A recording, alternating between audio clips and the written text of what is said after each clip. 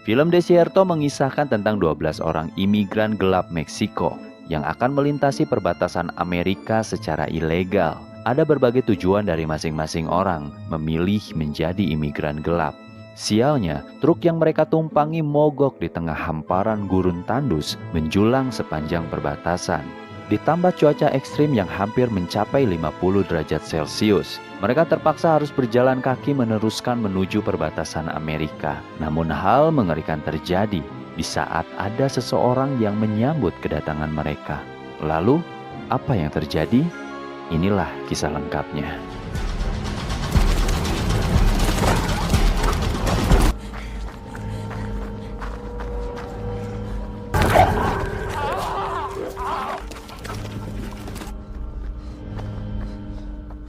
Di awal cerita ada 12 orang imigran gelap Meksiko yang akan melewati perbatasan Amerika dengan menumpangi mobil truk yang telah disewa untuk menyelundupkan mereka ke sana. Rasa gelisah dan takut membayangi setiap perjalanannya.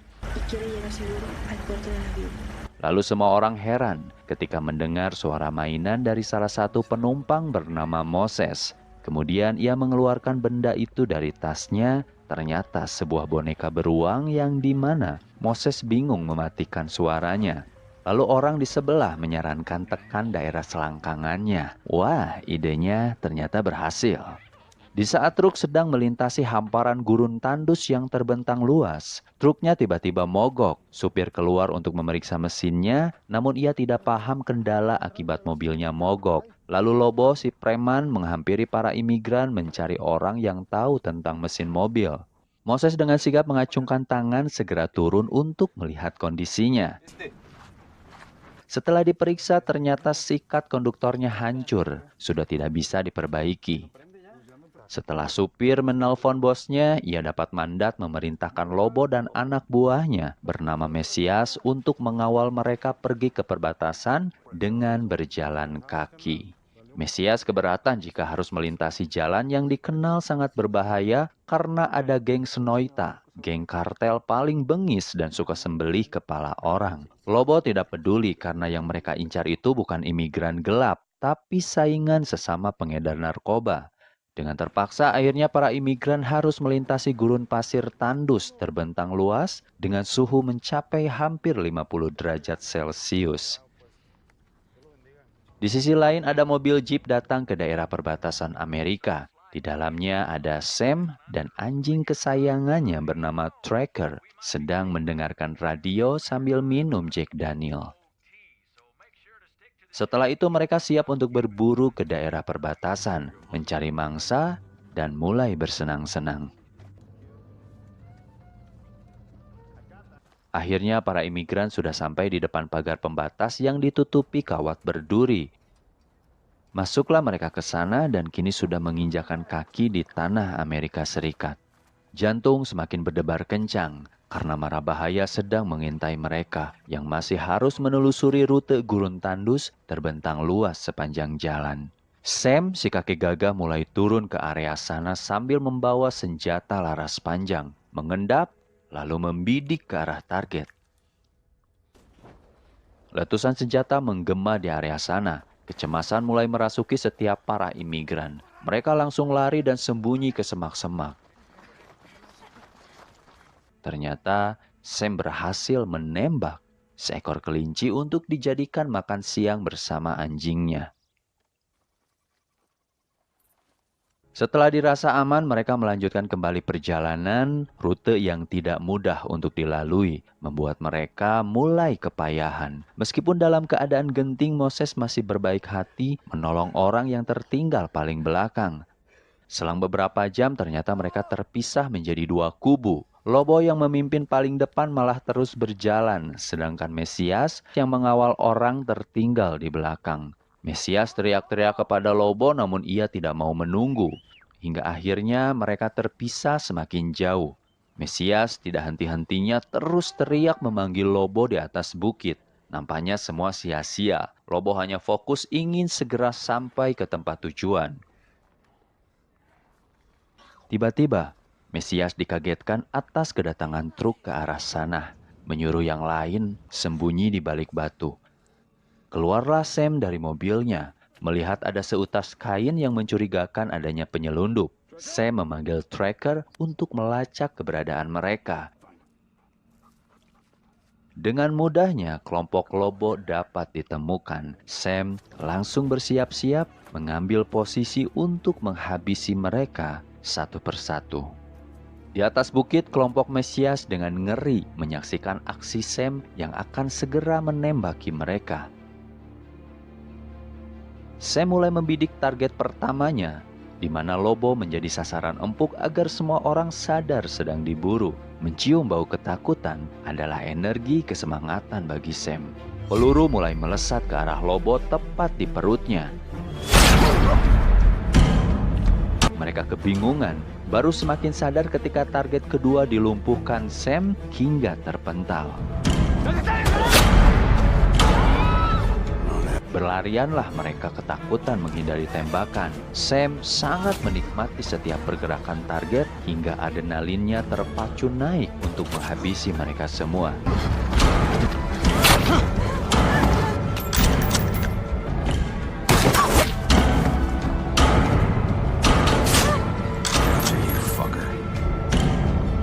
Sampailah target terakhir yang berhasil berlari jauh dari area sana.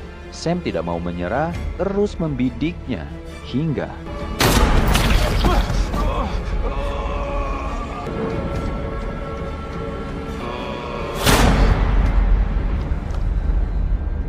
setelah itu, Mesias langsung lari meninggalkan rombongan. Moses kebingungan terpaksa mengikutinya bersama yang lain, padahal Sam dan anjingnya masih berada di sana. Karena kecerobohan dari Mesias, tracker dapat mendeteksi pergerakan mereka di atas bukit. Hingga Sam mencium target baru, menyadari perburuannya belum berakhir. Tanpa menunda lama, Sam langsung mengejar mereka. Tracker diperintahkan terus mengikuti pergerakannya di balik bukit bebatuan. Perburuan kali ini sangat menantang dan menggairahkan.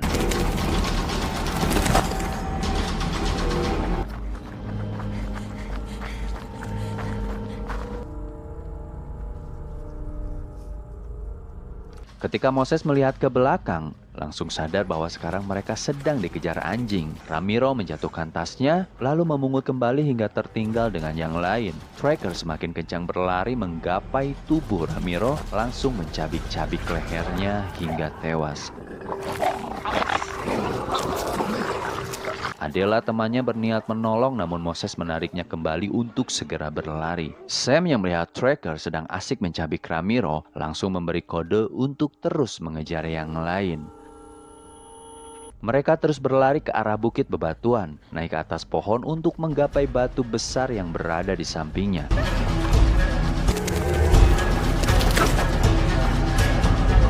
Di saat giliran Moses naik ke atas pohon, tracker sudah sangat dekat dan nyaris menggigit kaki Moses. Nampaknya tracker tidak mampu melewati medan yang dilalui mereka, kemudian ia pun langsung mencari jalan lain untuk mengejarnya.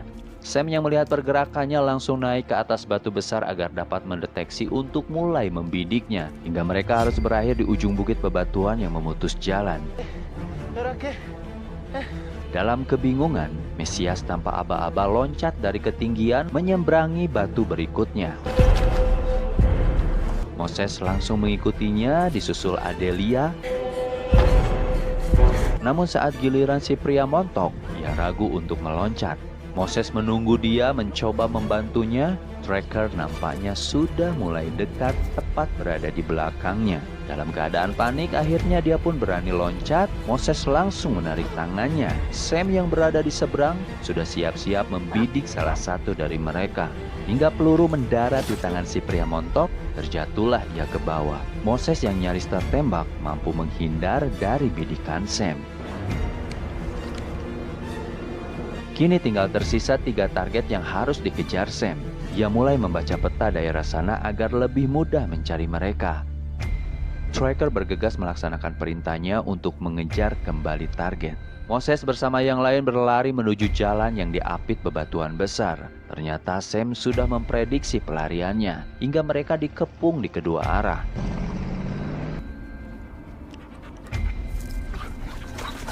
Moses menyadari ada mobil Sam di depannya, langsung balik arah. Sayangnya Tracker sudah berada di belakang. Terjebaklah mereka di sana. Dalam kondisi terdesak, mereka terpaksa memanjat dinding bebatuan curam, terus naik ke atas hingga sampai di ketinggian. Sam saat itu akan mulai membidik. Batu yang dipegang Mesias ternyata roboh hingga ia terjatuh ke bawah. Dalam kondisi yang sudah tidak berdaya, Tracker langsung menyerang, menggigit tubuh Mesias.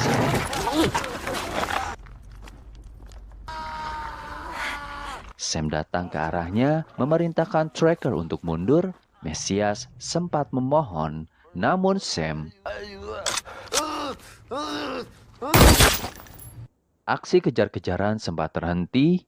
Mereka diam dalam keheningan. Namun tiba-tiba boneka mainan Moses berbunyi.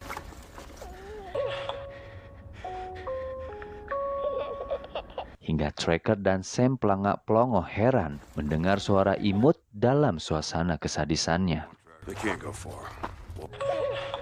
Untungnya Sam memilih mengakhiri perburuannya, melanjutkan besok, menunda kesenangannya sesaat.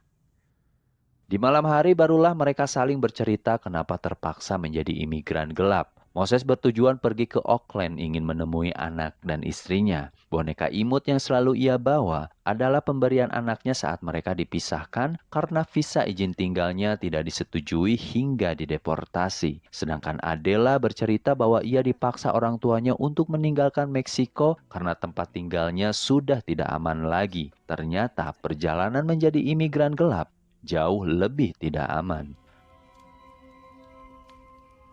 Pagi pun tiba.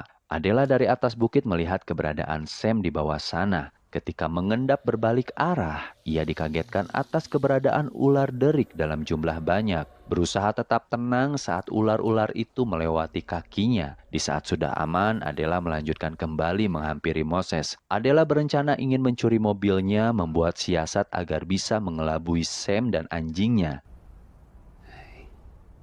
Misi langsung dijalankan. Tracker mulai mengendus sesuatu. Sam mengajaknya untuk segera pergi, namun Tracker malah berlari ke arah bukit. Sam pikir Tracker sedang memburu kelinci. Terpaksa ia pun mengikutinya. Moses dan Adela dari arah samping sudah menunggu untuk melancarkan aksinya. Sampailah Sam dan Tracker ke tempat yang menarik perhatiannya. Ternyata itu suara boneka Moses yang dikelilingi ular derik. Ketika Sam berusaha memahami apa yang ia lihat, Tracker berbalik arah melihat pergerakan mereka, langsung mengejar Moses dan Adela. Sam mulai membidiknya. Tembakannya tiba-tiba meleset karena ular derik melingkar di kakinya. Moses dan Adela sudah sampai di depan mobil. Ternyata mobilnya tidak bisa dibuka, sedangkan Tracker sudah nyaris dekat menuju ke arahnya. Suasana semakin panik, berhasillah pintunya dibuka. Kini tinggal berusaha menjalankan mobilnya. Sam berlari ke arah mereka. Moses terus berusaha membobol kuncinya. Dalam waktu yang serba mendesak, akhirnya mereka berhasil kabur dari sana. Sangat senang dan gembira mereka bisa melaju mencuri mobilnya. Mengira bahwa mereka benar-benar sudah lolos dari kejaran Sam dan Tracker, sampai sebuah peluru melesat ke dalam mengenai tangan Adela, mengagetkan Moses hingga mobilnya oleng terjungkir balik. Mereka segera meninggalkan mobilnya. Kondisi semakin sulit karena Adela kini terluka parah. Terpaksa Moses meninggalkannya, menyembunyikan Adela di balik pohon kaktus. Moses saat itu berhasil mencuri fire gun milik Sam, membawanya kemudian berlari ke atas. Nampaknya Sam dan Tracker sudah berada tepat di belakang Adela. Nyaris menemukannya, Moses dengan tepat waktu menembakkan fire gun hingga mengalihkan perhatian mereka.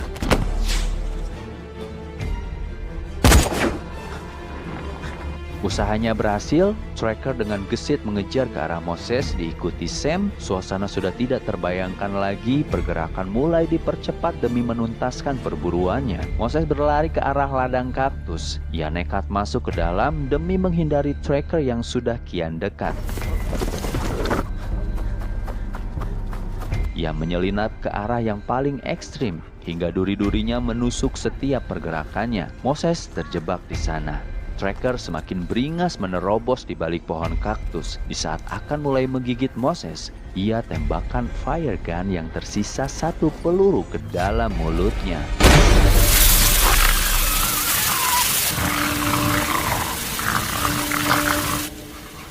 Sam mendengar rintihannya, semakin cepat berlari menuju ke arah suara tracker. Sam datang menyaksikan anjingnya sedang sekarat dan terbakar. Ia histeris melihatnya, langsung segera mengakhiri kesakitan tracker.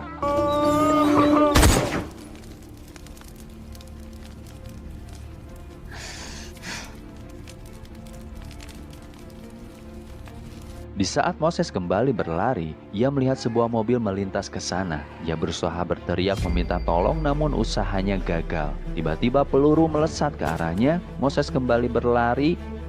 Kini Sam sudah berada di ujung tanduk, siap memburu Moses sampai mati. Kejar-kejaran pun terjadi, mereka berdua mengerahkan seluruh tenaganya masing-masing. Moses tidak mau menyerah melarikan diri dari Sam, Sam pun tidak mau menyerah menembak Moses sampai mati. Mereka mengelilingi bebatuan, hingga Moses menemukan arah menuju ke tempat paling atas. Naiklah ia ke sana, Sam sempat terkecoh. Sialnya Moses menjatuhkan serpihan batu hingga Sam mendeteksi keberadaannya. Naiklah Sam ke sana, lalu Moses turun kembali ke bawah hingga ada ruangan yang dapat menyembunyikan tubuh Moses. Dan posisi Sam sekarang tepat di depannya. Moses mulai ancang-ancang menyerangnya dari belakang. Larilah ia ke arah Sam hingga mereka terjatuh ke bawah. Mereka terkapar berusaha bangkit menggapai senjata. Ternyata Moses lebih unggul, berhasil mengambil senjatanya. Sedangkan Sam mengalami cedera, tulangnya menonjol keluar, kakinya patah dan sudah tidak berdaya. Moses mengacungkan senjata ke kepala Sam. Sam merengek ketakutan, auranya meredup. Tidak sehebat ketika dia dengan gagahnya membidik semua korban yang ia tembak dengan sesuka hati.